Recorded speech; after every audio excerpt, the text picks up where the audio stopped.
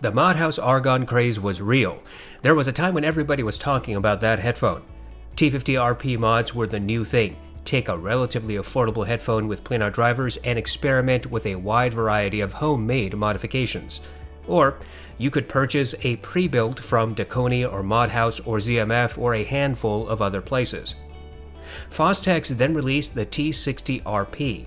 There was some discussion whether this headphone was the result of Fostex applying their own modifications to the T50RP or whether this was something different.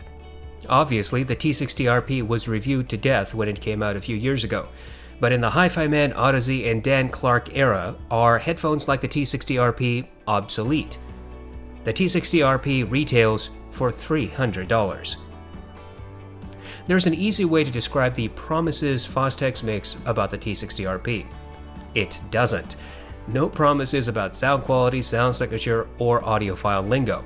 They merely say that the T60 can handle up to 3 watts of power and has a frequency response of 15 Hz to 35,000 Hz. Yikes. If Audeze oversells, then Fostex undersells. There's nothing more to say about the promises or marketing lingo because there just aren't any.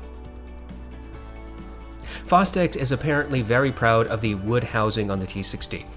The shape is similar to the plastic housing on the T50, but the black plastic on the T50 does not draw as much attention as the brown wood housing does on the T60. Fostex says that the T60 has African mahogany wood ear cups. Frankly, I have rarely seen a headphone with this type of finish, as most companies opt for darker shades of wood or apply polish that does darken the wood. The yokes are metal and use the same system as the T50. The ear cups slide up and down on their respective rails. There's enough friction that keep the ear cups in place after adjustment and without resorting to any type of locking mechanism or home brew solution. The headband is somewhat suspension system type. This is not padded but is soft and supple. The T60 has leather headband and ear pads, according to Fostex. The ear pads are large and spacious. They use regular foam, but I think are soft. The T60's accessories are bare bones. You get a carrying bag and a 3.5mm cable which terminates in TRS 3.5mm into the headphones. And, you guessed it, not spare ear pads anywhere in the box. How typical. The cable is good quality. It is pliable and transmits little microphonics. However, it is on the shorter side. And because we know the T60 will need power, you might want to purchase a balanced cable.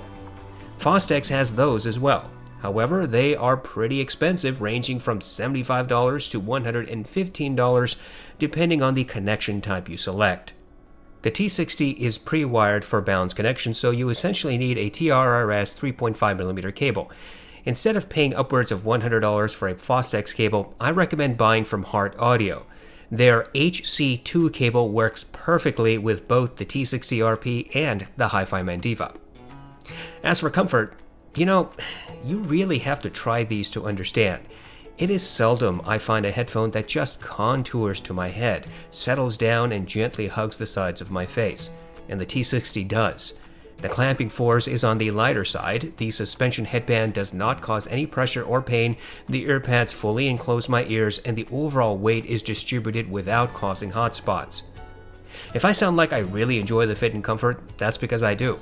The T60RP is one of the most comfortable headphones I have ever worn. Compared to the Modhouse Argon, the T60 is leagues more comfortable in my experience. The Argon, for example, causes a lot more clamp due to the huge ear pads. Overall, the T60RP is built quite well. It's an odd-looking headphone but retains the aesthetics of the T50.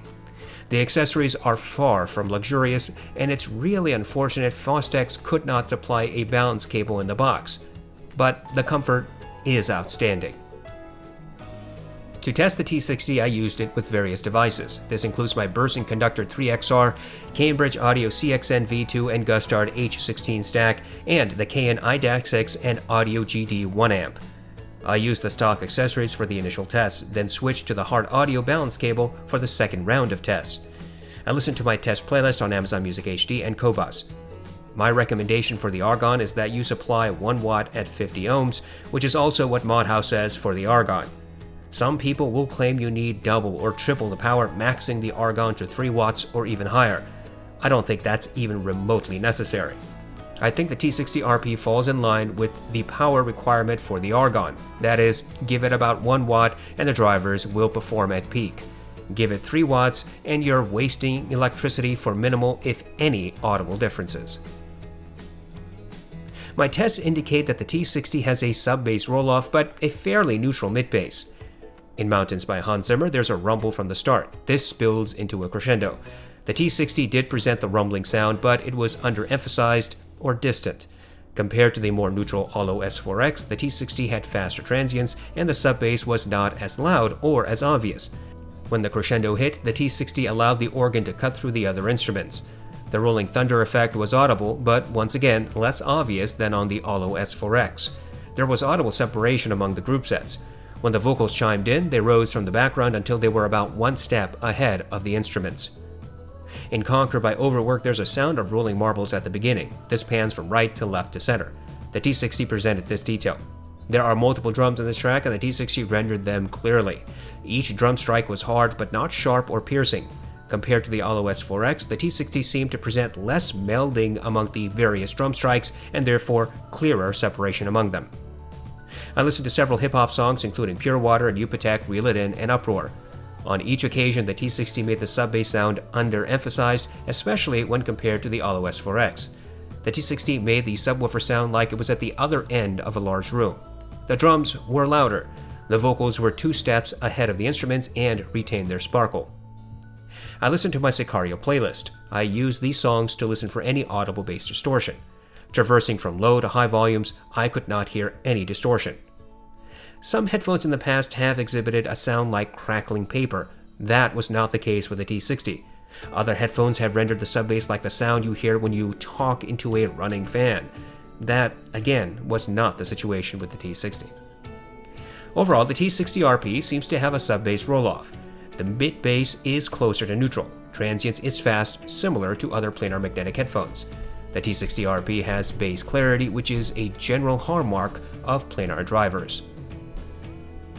My tests indicate that the T60RP has forward mids with sibilant vocals. In Orla Gartland's song Why Am I Like This, there's natural vocal grain and sibilants mixed in.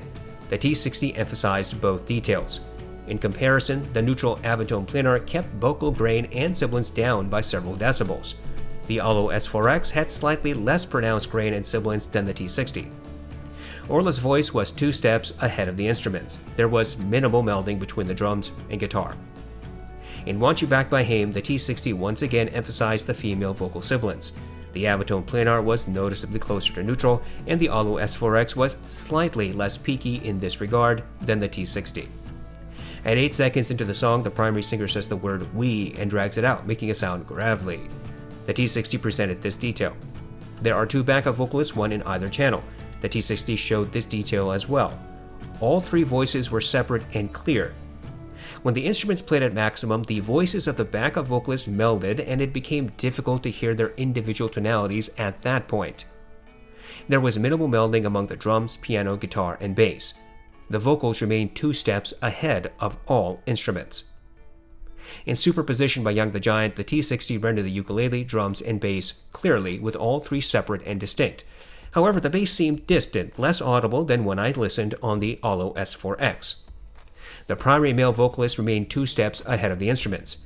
His sibilance was marginally emphasized and not quite as much as with female artists.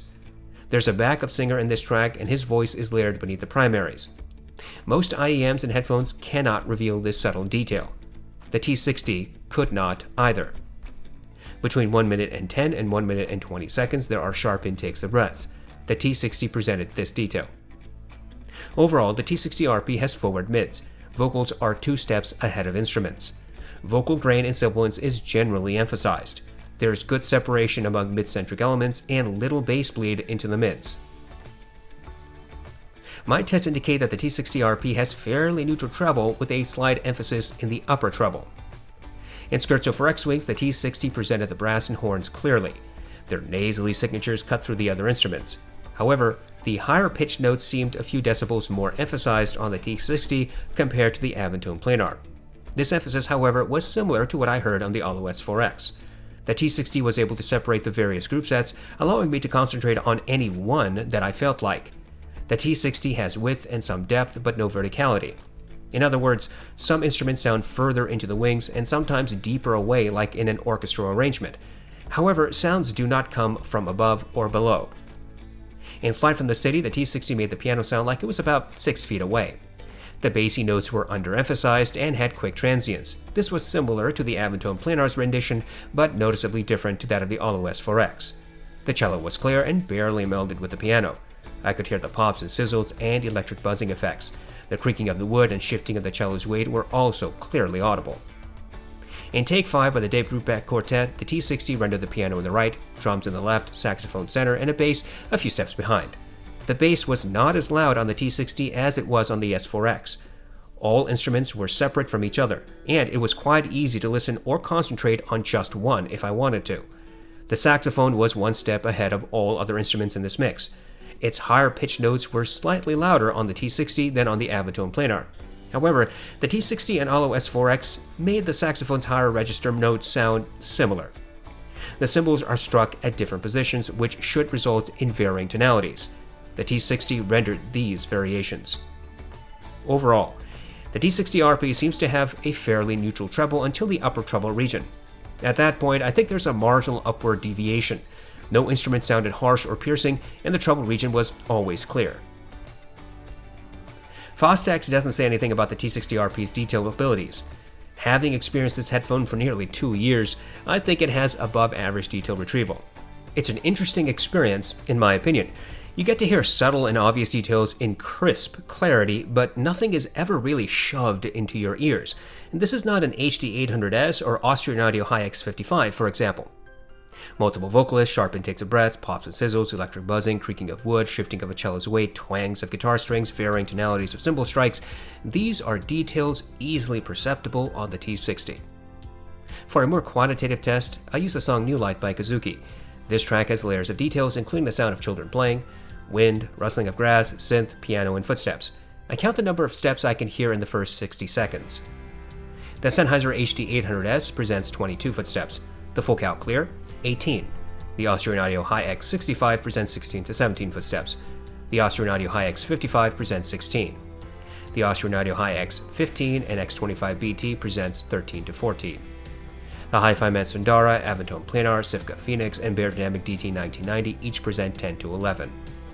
The Monolith M1070, M1570, Sifka Robin, and Ultrasone Pro 1480i all provide 8 to 9. The audeze LCD2 Closed and LCD2 Classic each provide 7 to 8. The older M1060C provides 7 footsteps. The audeze LCD1 and the HD6XX present 6 to 7 footsteps. The Neumann NDH20 presents 5 to 6. And the T60RP rendered 10 to 11 footsteps. On my scale of detail retrieval, the HD6XX and LCD1 are the average performers. Any headphone that provides more or less detail is judged accordingly. So the NDH20 would be considered below average and the Hi-Fi Man Sundara as above average. Here, based on this scale alone, I think the T60RP has above average detail retrieval. Fostex does not say anything about the soundstage of this headphone. As you know, the placement of your headphones along with the type of earpads in use, the music, and whether your headphone drivers receive sufficient power for peak performance are all relevant factors when determining soundstage. In my experience, the T60RP seems to have above average soundstage. It has clarity and separation, generally speaking. It has width and some depth. While you will not get a 3D effect from this headphone, you will hear placement of vocals and instruments. I have a soundstage scale. Once again, I use the HD6XX and LCD1 as my average performers. Headphones that have more or less soundstage than these two are judged accordingly. The audeze Mobius and all Beats headphones have claustrophobic soundstage. The NDH20 and ATH M60X have below average soundstage. The HD6XX and LCD1 have average soundstage, obviously. The Sifka Phoenix, Emotiva GR1, and Ultrasone Pro 1480i have average to maybe above average soundstage depending on the particular recording and the way you wear these headphones. The Hi-Fi Man Sundara, Aventone Planar, Austrian Audio Hi-X55 and X65 and the LCD2 Classic have above average soundstage. The Hi-Fi Man Diva has wide soundstage. The HD800S has super wide soundstage. In my opinion, the T60RP has soundstage similar to the Avantone planar and the LCD2. I look for frequency response graphs for the T60RP. Unfortunately, there are only a handful and they seem to vary significantly from each other. I cannot find one from Fostex, so it is impossible for me to say that any of the limited graphs available online are good representations of what I heard. What I can say is that the T60RP is not neutral. While it has aspects of neutrality, I don't think it achieves this for a few reasons. First, the bass is not actually neutral. The T60RP has a sub-bass roll-off which is typical of planar magnetic drivers that I've heard. I've heard and compared a lot of planars, and in this respect the T60 falls perfectly in line. Mid-bass, however, seems closer to neutral. The T60 has fast transients, similar to other planar headphones. The mids are forward. Vocals get an emphasis in a mix. They are pushed forward, clear, and separated from the other competing elements. The T60 emphasizes vocal grain and sibilance, particularly for female artists. If these details are recorded into your tracks, then the T60 will reveal them and increase their presence. The treble is fairly neutral up until the upper treble region. At that point, the T60 makes an upward departure by at least a few decibels, I think. This is not harsh or piercing, but it was noticeable when comparing against the more neutral Avantone planar. The T60 has above average detail and soundstage. This headphone does reveal details and presents music clearly, but it is not an analytical headphone. Other than the sibilance I mentioned, I never felt that the T60 was trying to shove details into my ears. I cannot say that the T60 is a balanced sounding headphone. In my view, a balanced sounding headphone probably has a bit more bass emphasis than what the T60 provides. The T60 is also not a warm sounding or dark headphone. I don't get the impression that anyone would really think that this headphone has a voicing similar to the likes of the meze 99 Classics, for example. So, what are we left with? I think the easiest way to describe the sound on the T60 is this. This headphone is vocal-centric, clear, and detailed without becoming analytical. This is not for those who prefer elevated bass or gentle signature, but neither is it an aggressive vocal or treble push, in my opinion. As with anything involving audio, you have to hear it yourself to understand. The T60RP may or may not be to your liking. It is important that we do A/B comparisons to determine how gear actually fits in. While the T60RP is a few years old, we have newer competitors, and it's always nice to see how far we've come, if at all. I decided to compare the T60RP against the Anti-Argon T50RP Mark III version, the Monolith M1570, and the audeze LCD-X. For these comparisons, I used the stock accessories. I plugged each headphone into a passive A/B switch and had that switch plugged into my Burson 3XR. I listened to my test playlist on Amazon Music HD and Qobuz. I tried to volume match. To say that the Argon has a different bass response than the T60 would be a severe understatement. Without doubt, the Argon has a sub-bass emphasis compared to the T60. The Argon sub-bass rendition is closer to neutral in this respect. Separation of sub-bass from mid-bass is substantially greater on the T60. Bass clarity and transients is more noticeable and faster on the T60. Mid-bass impact is harder on the Argon. The Argon has greater bass bleed into the mids. The mids are also different. The T60 has forward mids with vocals standing 2 steps ahead of instruments. The Argon has recessed mids, which are often drowned out by bass elements. Separation and clarity in the mids region is more obvious on the T60. Vocals are closer to the ears on the Argon.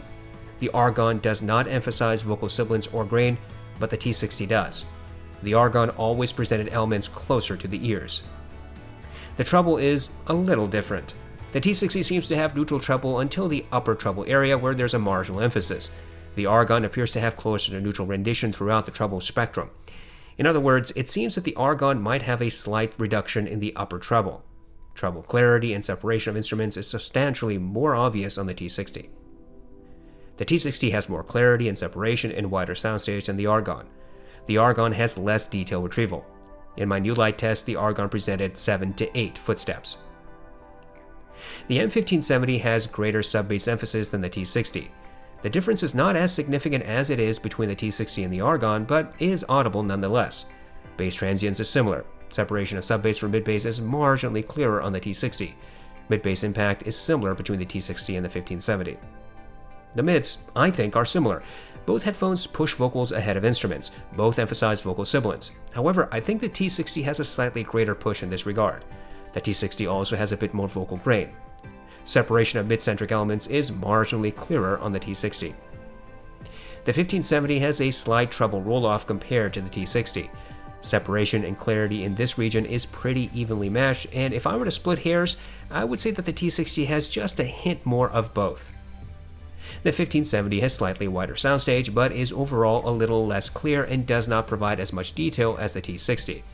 In my new light test, the 1570 rendered 8 to 9 footsteps. The LCD-X has a bit more sub-bass emphasis than the T60RP. Transient seems to be about the same. Separation of sub-bass from mid-bass is clearer on the T60. Mid-bass impact is marginally harder on the LCD-X. Both the LCD-X and T60 have forward mids and emphasize vocals. Both push vocals ahead of instruments. Both accentuate vocal sibilance and grain. Separation of mid-centric elements is a little bit more obvious on the T60. The LCD-X also placed vocals a little closer to the ears. With respect to the sibilance and grain differences, I would say that the LCD-X probably has just a hint more emphasis in both. The treble response is very similar between these headphones.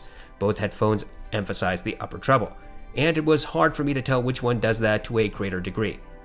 Separation of treble instruments seemed similar as well, but perhaps the LCD-X generally had a slightly clearer presentation overall in the treble area. As for soundstage, I think it's a toss-up. Perhaps the LCD-X is slightly wider, but only slightly. The T60 provides more overall clarity and separation. In my new light test, the LCD-X rendered 8 footsteps. Comparisons like these help us understand if paying 2 or 3 times the cost really gets us worthwhile returns. Here, all 4 headphones have noticeably different sound signatures and performance. Sometimes there are similarities, sometimes there are stark differences. But without doubt, none sound alike, all have potential strengths and weaknesses, and there is no such thing as the perfect headphone. There's only that which works for you. I think Fostex makes some excellent drivers. Their headphones are unique. Whether you opt for the TH500, TH600, T50, TH900, or any number of licensed driver designs, Fostex has a unique spin on each headphone they deliver. It's a pretty interesting experience. If you ever get the chance to sit and listen to a lineup of different Fostex headphones, give it a try. The T60RP is a modder's dream. It's cheap, reasonably well built, and can be tinkered with to your heart's content. You can find hours worth of reading material about how to mod the T50, from the really odd to the really simple. It could be a fun experience given the time and some disposable cash. I don't know if Fostex looked at the Argon market and decided to release their own version. I don't know for sure if the T60 is audibly different from the stock T50 since I don't have the T50. But if Fostex intended to release an Argon competitor, and I mean direct competitor, they failed miserably. However, if all Fostex wanted to do was provide a different flavor of the Argon, that seems to be true. The T60 has a sub-bass roll-off with fairly neutral mid-bass. This headphone has fast bass transients similar to other planar headphones. It has good bass clarity and detail. The mids are forward and vocals are sibilant. Mid-centric elements are clear and separated. Vocals take center stage and stand ahead of other elements. The treble seems fairly neutral, but there is an upper treble emphasis. Some might hate it, but some might find it perfectly agreeable. It is not a significant deviation from neutral, unlike the Beyerdynamic DT990 or 1990 or the Sennheiser HD800S. The T60 seems to present above average detail, clarity, and soundstage. It's not the most detailed or the widest sounding headphone I've ever heard, but it does keep pace with some rather expensive alternatives. The T60 has a vocal-centric sound signature, one which favors clarity. All of this brings us to value. At $300, I find it hard to imagine that the T60RP is not value. Here you have a well-built headphone with a fairly unique sound signature, especially in its price category. While not neutral and certainly not an aggressive V-shaped presentation, the T60 gives you clarity and vocal emphasis, which might suit some while not others. The T60 is comfortable to wear. In fact, it is one of the most comfortable headphones I have ever used. Unfortunately, its packaging is bare bones and additional accessories are laughably expensive. If you have the Argon and want a clearer, less bassy presentation, then the T60 is a good alternative. If you think you might enjoy the type of sound that the T60 produces, then rest assured you'll be blissfully ensconced in your music through the T60's veritable comfort. Ultimately, only you can decide if this headphone, or any other, is worth your time and money.